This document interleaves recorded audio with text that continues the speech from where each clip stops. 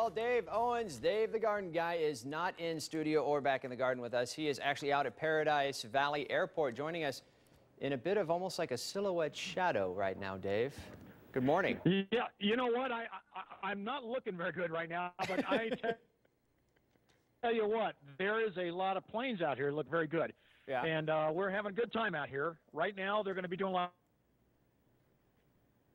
of which means, well, we're doing a lot of short field landings and takeoffs. And Ryan, I know we got some questions, so let's go ahead and see what you got. Jump into them. All right. Let's get to the first one. This is from Janet in Mesa. She writes, I live in Mesa and I'm worried about roof rats. Good thing to worry about. My neighbors have citrus trees. They've been hit by roof rats. They think, and I have several old citrus trees in my yard. What can I do to protect my trees and keep those roof rats out of my attic?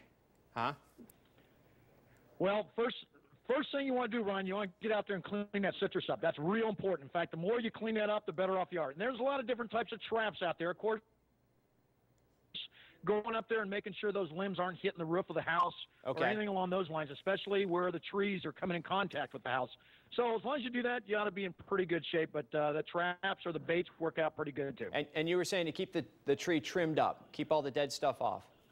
Yeah, you want to keep it trimmed up to a certain degree off the ground. I don't normally suggest trimming citrus real high because they sunburn so easily. So go ahead and take care of just trimming away from the house, trimming them up a little bit off the ground, clean up that fruit, and you ought to be in real good shape. Okay. All right, Dave. Thank you very much.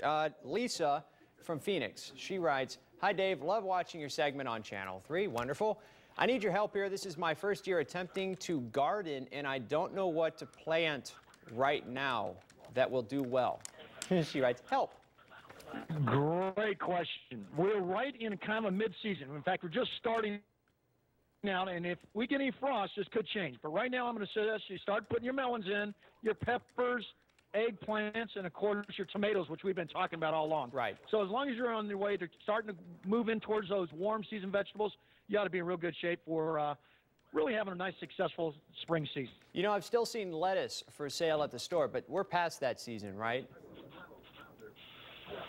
We're just starting to get into past that season. For the cooler elevations, your upper elevations, you ought to be in real good shape for one more succession of lettuce. But other than that, I'd probably, like I say, start getting the Swiss chards and the radishes and a lot of other different types of plant material and start moving away from type vegetables.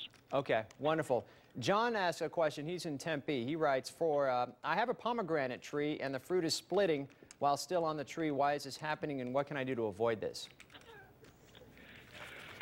Normally that's caused by lack of water during a certain period of time when it's real hot. And we had that real hot time during the August period, and that was a real problem. If you didn't hit that correctly, you are going to get a lot of splitting. So ideally, don't do a whole lot of trimming on the pomegranates, and making sure that you're watering correctly, at least deep watering about at least once a week during real hot periods of time. And during the winter, you can back it out to about every 30 days or so. Every 30 days or so, and water deep, right? I think you always mention water deep. You betcha. Deep and frequent water, it's crucial.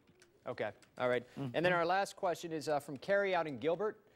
Carrie writes, I have a navel citrus tree, and I want to ask you what I'm supposed to do to help it along right now, like fertilizing, watering, etc. Yeah, we talk about this all the time. You want to make sure you're going ahead and water it 3 times a year. 4 times a year works out. Organic type fertilizers, you know, Valentine's Day, Labor Day, Memorial Day, the ideal situation, and then making sure that you're deeply and frequently watering, and you ought to be in real good shape to really get that tree really looking well and get it carrying on through the real hot temperatures we've got. But you've got to start it out right away, and you got to start it out right. Otherwise, you'll see a lot of stress sometimes during the summertime. Okay. Hey, Dave, you going to be back next weekend, next Saturday? I'll be back next Saturday, Ryan. Okay. Okay, wonderful, because for the viewers at home, we're not taking any questions today since Dave is out there on location there as well. He'll be back next Saturday, but if you got any other kind of questions, want to read up on some material, he's got plenty of books out there at several nurseries. Here are some of the names. You can also go online at the web addresses that you see. Thank you very much, Dave. We'll see you next Saturday.